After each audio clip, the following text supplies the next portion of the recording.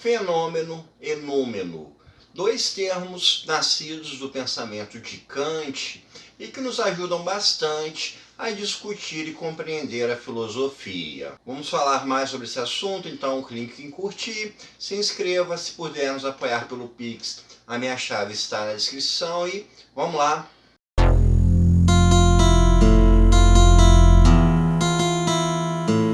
Fenômeno e númeno são dois termos que Kant cunhou na sua investigação filosófica para tentar compreender como é que o ser humano entende o mundo, interpreta o mundo, como ele consegue buscar o conhecimento. O fenômeno é uma qualidade do ser que define como ele se aparenta para os outros. O fenômeno são justamente as características que um outro pode absorver.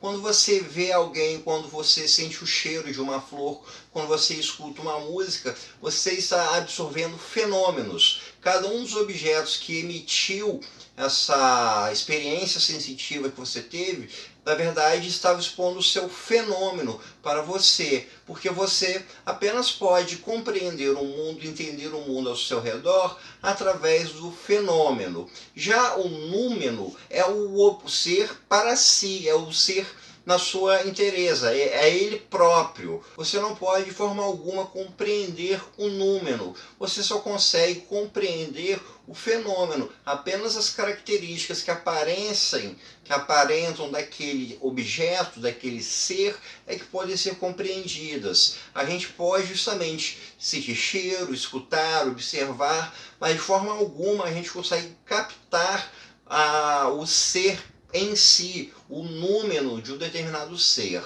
Ou seja, então, no pensamento kantiano, a gente vai ter que a realidade, que aquilo que a gente conhece, entende, chama de realidade, é apenas o fenômeno dos objetos que estão ao nosso redor. As paredes aqui no cômodo onde eu gravo são meramente fenômenos. Eu posso vê-las, eu sei que elas têm uma determinada cor, uma determinada textura, mas eu não posso absorver o número em si, eu só consigo captar o fenômeno. Então, o ser sempre vai ser algo que você não vai conhecer na sua profundidade, naquilo que ele de fato é, porque ele sempre vai ser algo distante. Você nunca vai ter algum outro tipo de conhecimento além daquele que o seu sentido é capaz de captar. Você não consegue ter nada de um determinado ser a não ser os seus fenômenos. Vamos fazer um pequeno pensamento usando essa folha de papel. Eu consigo captar os fenômenos desse papel. Eu posso sentir a textura dele, eu posso escutar o barulho que ele faz quando ele é balançado, eu posso ver a cor dele, eu posso ver o formato, eu posso ver a espessura, ou seja, eu posso captar o fenômeno dele, eu posso justamente compreender todas essas características com as quais ele se apresenta, mas eu não posso de forma alguma absorver esse ser, ter um número nessa folha de papel.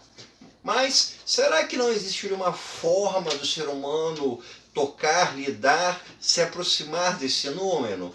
Vamos fazer então uma pequena reflexão. A gente já viu a nossa folha de papel, já vimos as características dela, mas agora nós vamos amassar este papel. A partir do momento que eu amassei, eu mudei as características através dos quais este ser se apresenta. Se antes ele tinha uma determinada textura, a textura dele agora vai ser outra. O barulho que ele faz é um barulho diferente, ele até rasgou um pouco aqui do lado. A forma, quando eu passo a mão, o contato que eu tenho com ele se tornou diferente. Ou seja, a forma como este ser papel se apresenta, os seus fenômenos agora são diferentes daqueles de antes. Por quê? Porque será que eu mexi no seu número? Será que eu consegui então alterar aquilo que este ser de fato é? Será que é possível então que a gente possa alcançar esse número? Será que ele não é algo tão intangível como a gente poderia pensar no momento anterior? Esses dois conceitos de fenômeno e númeno, eles até são bastante criticados. Alguns filósofos mais recentes dizem que, na verdade, não se pode sequer supor que exista algo como número se ele de fato não pode ser alcançado, se ele não pode ser percebido. Então, na verdade, ele nem pode sequer ser provado que exista, mas ele serve para diversos tipos de discussões que nós poderemos traçar. Eu vou também levar agora para uma outra reflexão que vai levar para uma outra linha de pensamento dentro da filosofia. Imagine uma pessoa que esteja dentro de um ônibus e veja que tem uma carteira perdida, esquecida por outro passageiro dentro desse ônibus. A pessoa pega a carteira, abre, olha e vê a quantidade de dinheiro que está lá dentro. Essa pessoa, ela está captando o fenômeno daquela carteira. Está vendo o dinheiro que tem dentro, que tem cartões de crédito, que tem os documentos do proprietário e tudo mais, todas as outras características aparentes deste ser carteira.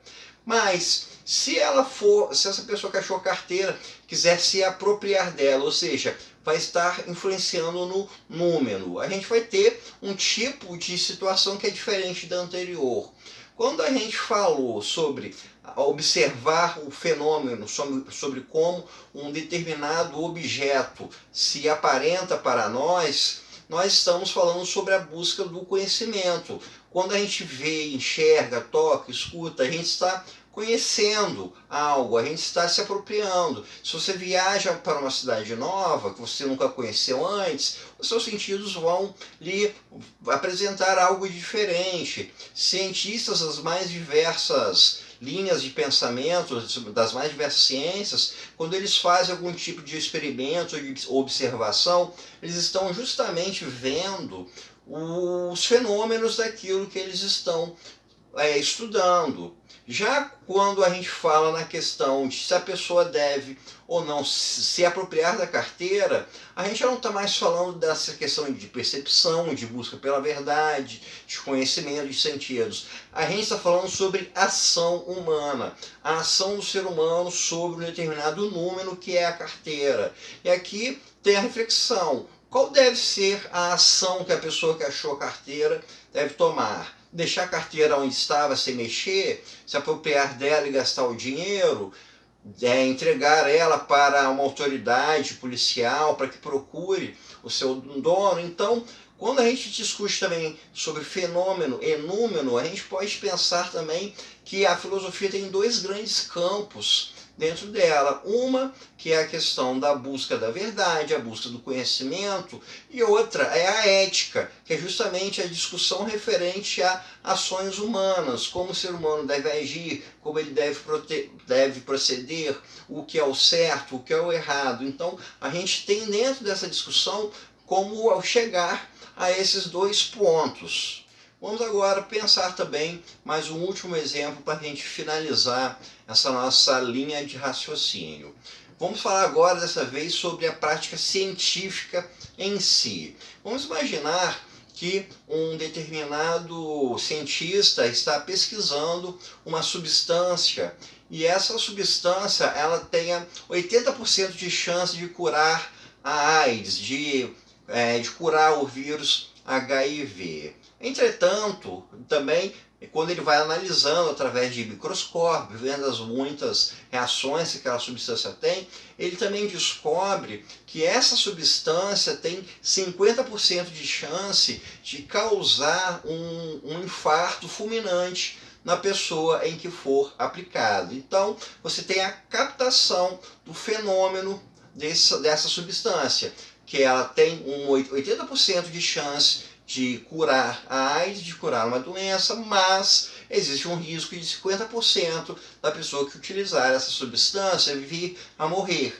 Isso é, então, o fenômeno da substância. Então, a gente pode pensar agora numa discussão ética. Como e quando essa substância poderia ser utilizada em um paciente soropositivo? Se a gente tem um paciente soropositivo que seja com uma saúde boa, que o vírus não tenha causado nenhum agravo na sua condição, provavelmente não se pensaria em utilizar essa substância porque o risco seria muito grande. Agora, se a gente tem um paciente que seja já bastante debilitado, já teve vários agravos em decorrência do vírus HIV, é bastante pertinente, plausível ou então eticamente aceitável que ele utilize essa substância, porque ele tem 80% de chance ali de ter uma melhoria e 50% de morrer, sendo que ele já está bem abalado. Então, quando a gente fala sobre essa discussão de fenômeno e número, inclusive dentro de uma área de fato científica, a gente vai estar falando sobre esses dois campos que abrangem a filosofia e que estão no entorno de como o ser humano vive e ele lida com a realidade ao seu redor. Por um lado, ele absorve o mundo, ele conhece o mundo, ele interpreta, ele produz conhecimento. Já de um outro lado, ele vai agir nesse mundo, ele vai tomar ações nesse mundo e justamente vai haver a discussão sobre como o ser humano deve agir. Então, pessoal, isso foi tudo por hoje. Espero que vocês tenham gostado e até o nosso próximo encontro.